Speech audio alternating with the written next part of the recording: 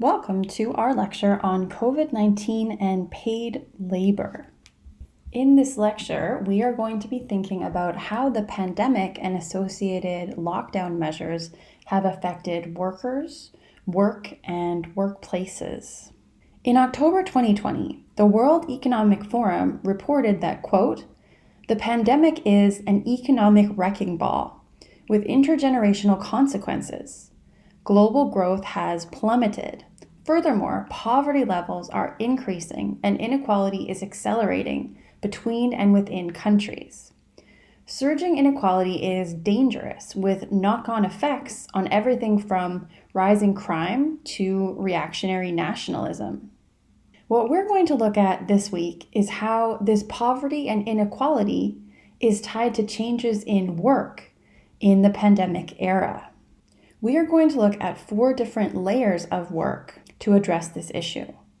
We will look at trends in unemployment, then workers on the front lines, followed by people now working from home, and finally, workers across countries and inequalities at the national level.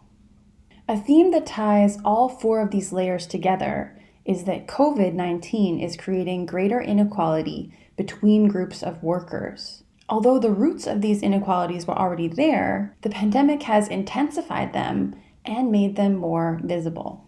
Let's begin by looking at unemployment under COVID-19. Data from the Becker-Friedman Institute for Economics, University of Chicago, demonstrates that the likelihood of losing one's job under the pandemic is connected to income, with the lowest income earners most likely to have lost their job and the highest income earners least likely. This trend can also be seen in many other countries, including Canada, where workers in the bottom earnings quartile were most likely to have seen employment losses. The World Economic Forum notes lower paid workers are more represented in the sectors that have suspended activities, such as hotels, restaurants, and tourism services. Note that the majority of workers in these sectors are working in service-type jobs.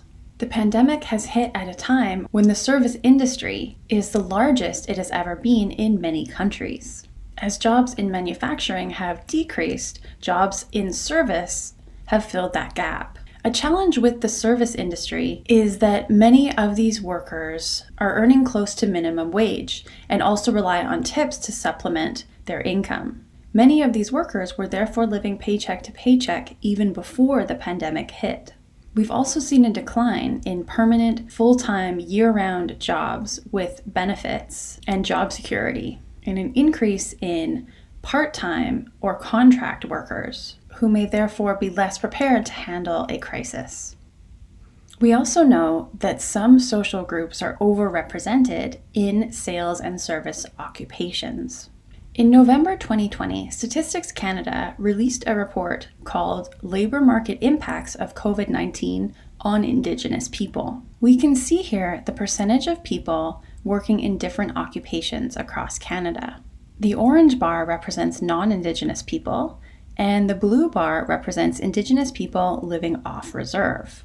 Members of both of these groups are most likely to be working in sales and service. But for Indigenous people, this is even more likely. If we compare employment among Indigenous people in June to August 2019 with June to August 2020, we see there has been an 11% decline in sales and service occupations. It's also important to note that in the same time period, Indigenous people living off reserve saw an 18% employment decline within occupations in education, law, and social, community, and government services, and a 16% decline in employment in trades, transport, and equipment operators and related occupations. We know that the increase in unemployment under the pandemic has been more severe for Indigenous communities. And this occupational distribution partially explains this difference. Research also shows that there are economic dimensions of COVID specifically for the queer community. In fact, LGBTQ2S+ people are at a greater risk of negative financial impacts than the average member of the population under this pandemic. The Human Rights Campaign recently found that LGBTQ2S+ Americans were more likely to work in industries highly affected by COVID-19, which brings both more risk of virus transmission as well as a loss of earnings. Specifically, LGBTQ2S+ Americans are much more likely than the general population to have lost their job or had their wages reduced in COVID times. We can also see unemployment trends organized based on parenting responsibilities under COVID. Sociologists Dr. Yue Kwan and Sylvia Fuller from UBC published a study in August 2020 on gender employment gaps among parents of young children. Using Canadian labor force survey data, their research shows that gender employment gaps widened between February and May 2020.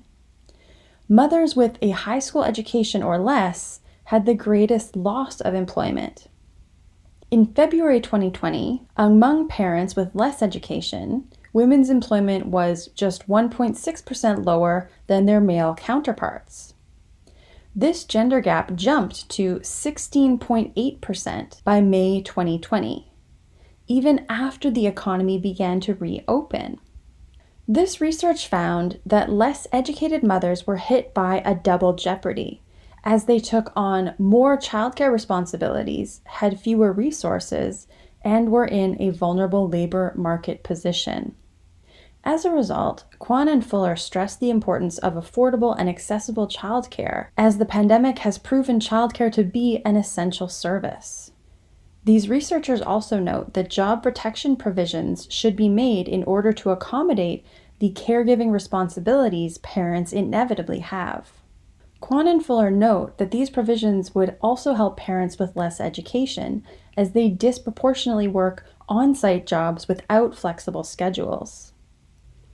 Overall, this research shows the pandemic has increased gender inequalities in employment among parents, especially among less educated parents with school-age children. It's important to note that the pandemic did have an employment impact on more highly educated mothers and fathers, but this was more equally distributed across gender and did not last over time. The greater COVID employment impacts on mothers was also echoed by Statistics Canada data on Indigenous women. A November 2020 Statistics Canada report found that employment participation rates for Indigenous parents, both men and women, decreased during the pandemic. However, the decline in employment was greater for Indigenous mothers, which they attribute both to labor market conditions and engagement in unpaid domestic work in the home. Let's hear more about Kwan and Fuller's study in this interview with the Vancouver Sun. So I've been studying mothers' employment for a few years now, and I've really been focusing on wage gaps. So mothers earning less than women without kids, and the flip side of that is that dads earn more than men who don't have kids. So when you look at the gender wage gap, it's really a lot bigger among parents than it is among folks who don't have children. So that's something that happens, you have kids, and those inequalities widen. So I've been interested in these issues for a long time. With the pandemic, everybody saw this happening. Everybody knew. They looked around. They could see that mothers were the ones who were increasingly picking up the slack and trying to juggle it and manage everything when there's no childcare available. But we didn't have the numbers. So I looked at the numbers. I knew that it was coming out. We have this labor force survey data that comes out every month, and I wanted to track in as real time as we could what was actually happening with mothers and fathers' employment. So the numbers tell us that there is a growing gender gap in employment among parents. And this is not surprising, right? When you have no childcare, when the schools are closed, it's really difficult to manage that with employment, especially if you have a kind of job where you can't work from home. You don't have that kind of flexibility. So what we see is when we compare data from the end of February, before the pandemic is hitting, through to the end of May, where things are just starting to open up again, there's a gap between women and men's parents' employment specifically that is growing over that period of time. So when somebody has to take care of the kids, push comes to shove, it's moms who are getting shoved. Mothers' employment was hit hard for two reasons. The first reason is just the kinds of jobs that mothers tend to work in, especially mothers who had less education. So we saw the biggest impact for folks with a high school education or less. So these kinds of jobs tend to be in-person service jobs. Think a cashier, think somebody who's working in hospitality. Those jobs were really hit hard when the pandemic happened. So a lot of them disappeared. So women were really hit by that. But then you have beyond that, the fact that childcare went away. So even if your job was still there, your ability to still do that job, if you're a mother, when there's nobody to take care of your kids, that was the second part of the shoe dropping. So we really found that the more education you had, the more insulated you were from both job losses overall, but also from that growing gender inequality that we saw in employment. So when we looked at people with a university education, what we found was that there was still a gap that grew for those who had kids in school. Homeschooling was really hard for people to manage. But among those who had preschoolers, actually, it opened up a little bit, but it narrowed by the end of our observation period. So they were mostly managing. I mean, juggling is hard, don't get me wrong, but often families where folks have university educations have some flexibility in their work, so they can manage that a little better.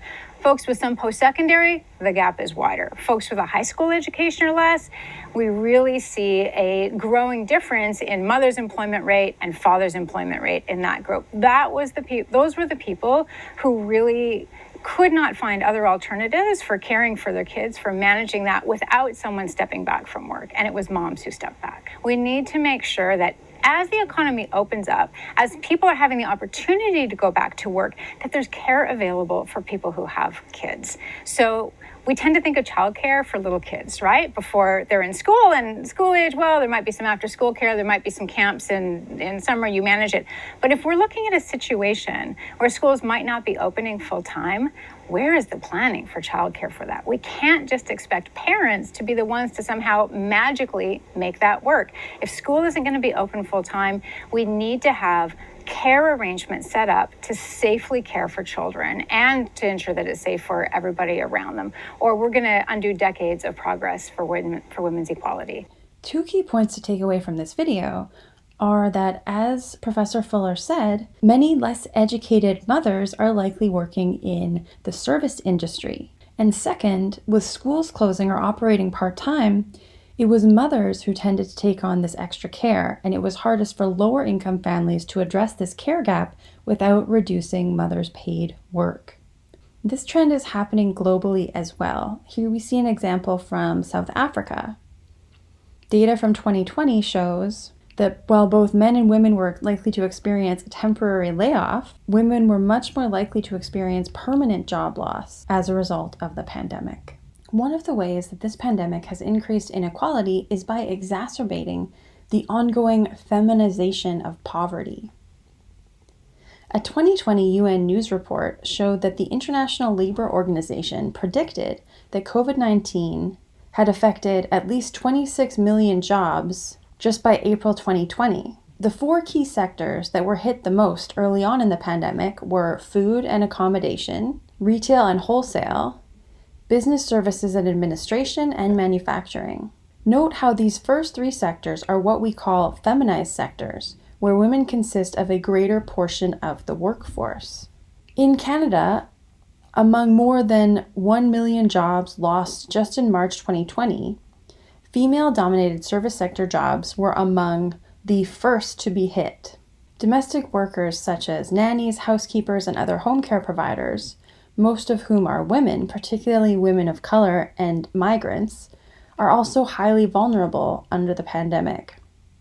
What we're seeing is different than the Great Recession, which was characterized as a man-cession, where men faced higher unemployment rates because they were more likely than women to work in industries such as construction and manufacturing, where layoffs occurred. COVID-19 has been labeled by the Women's Institute for Policy Research as a she-cession. And this pandemic she-cession deepens well-established systemic inequalities based on gender. As you can see from this graph from Statistics Canada, documenting the percentage of Canadians in low income by gender from 1976 to 2014, women for a long time have been more likely than men to fall into low-income groups. Several factors contribute to this gap. First, women are more likely than men to already work in precarious, part-time, contract, or casual jobs, which tend to pay less than full-time permanent jobs. Second, women are more likely than men to reduce work hours or miss work due to domestic responsibilities. And this second factor is tied to national childcare contexts, where in Canada, for example, we lack affordable government-regulated childcare. And third, we know that in most countries, women are generally paid less than men, and the same is true in Canada, where we see a substantial but slowly closing wage gap, often cited at 20%. Additionally, immigrant and Indigenous women are affected the most, with lower average incomes than women altogether in Canada. The table does show that differences between women and men's low income rates have gradually decreased and even met each other in 2014. COVID-19 is affecting this gender gap. This trend relates to the feminization of poverty, the phenomenon in which women experience disproportionately higher rates of poverty in comparison to men. For example, women over 65 in Canada are twice as likely as men over 65 to be low income. This is largely due to compounding years of lower income, as well as less ability to save for retirement based on this income. The category of pink-collar occupations helps us explain some of this gendered pattern. Pink-collar occupations are featured in Barbara Ehrenreich's book, Nickel and Dimed, on Not Getting By in America, where Ehrenreich looks at low-paying service industry jobs in the US around the turn of the 21st century. Ehrenreich found that the income from female-dominated occupations called pink-collar occupations, such as serving, house cleaning, and selling clothes, is not enough to pay for basic necessities.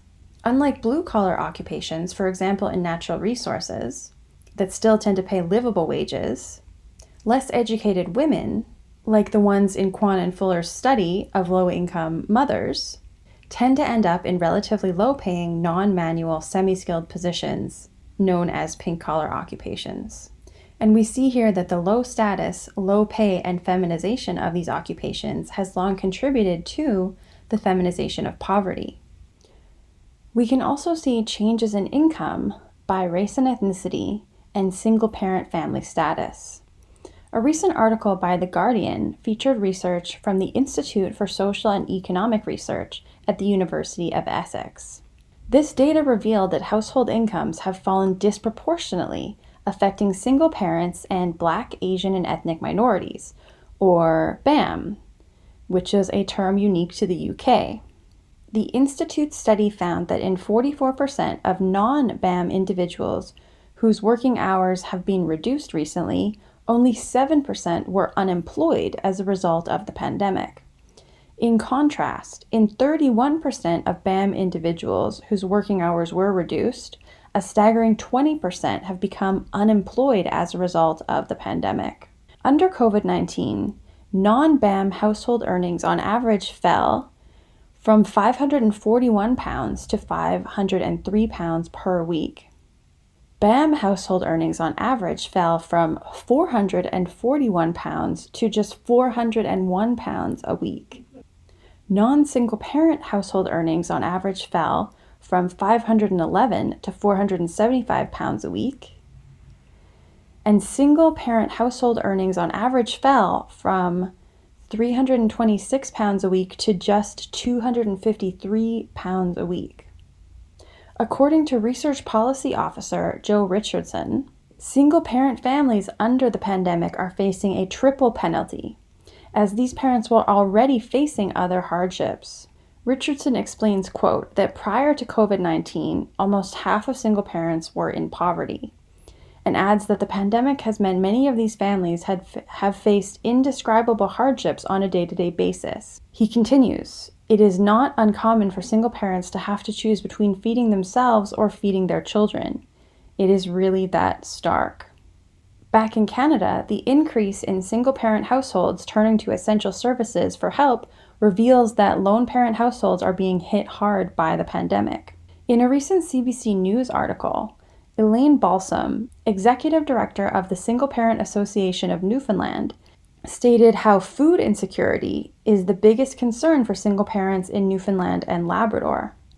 Balsam discussed how prior to the pandemic, the association would provide 125 small food hampers a month to families in need, but now the association provides 150 large food hampers per month. A 2016 Statistics Canada report in Newfoundland and Labrador revealed that 23% of children under the age of 14 live in single-parent households.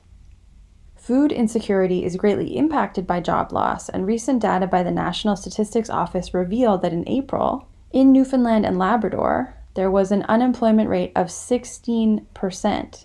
In other words, 29,000 jobs were lost due to the pandemic in April 2020.